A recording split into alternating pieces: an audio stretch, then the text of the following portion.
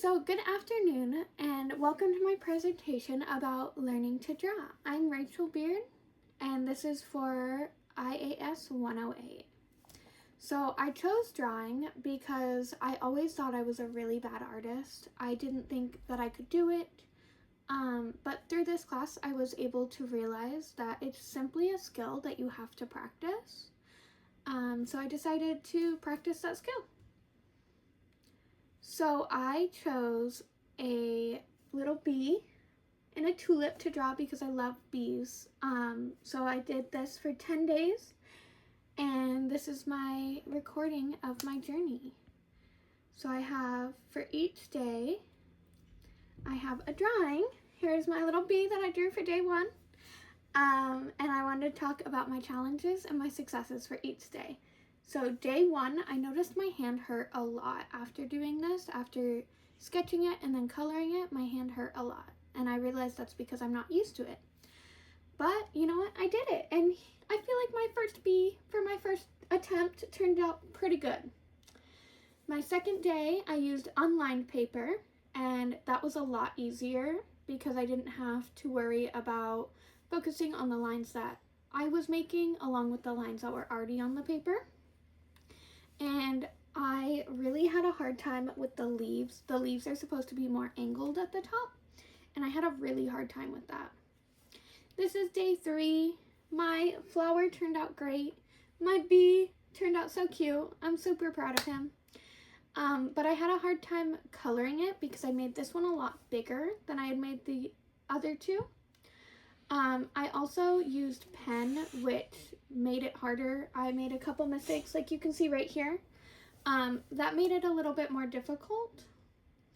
On day 4, my bee turned out super cute again. I decided not to color this guy's wings and to make the lines on the bee a little bit shorter, but the coloring and the petals were really hard for me. If you notice, there's this odd part of it where it's supposed to be a little bit more curved, where it's a little sharper in that one. My day 5, my flower petals turned out super great. So opposite of day 4, which is a big win for me, but my stem was kind of crooked and I don't know what happened there, but you know what? We did it and we're proud. No, just kidding. Haha. Day 6, my stem and leaves were a lot better. However, this time my petals, again, I went a little bit too deep in on that side. And then day 8, I think this one honestly might be my favorite bee with his little face. He looks super excited about what he's seeing and I love it so much. However, his wings are a little funky. They're a little too close together. So for day 9, the bee's face again turned out really cute. He looks really excited to have found his flower. But my flower, you can see I had a lot of shading issues with the flower and then with the stem as well. And then also having a hard time, you can see this one has the pointed leaf and this one I couldn't get the pointed leaf. Day 10, my bee again was my success. I got really good at drawing the bee. Not so much with the flower, but the bee I got really good at.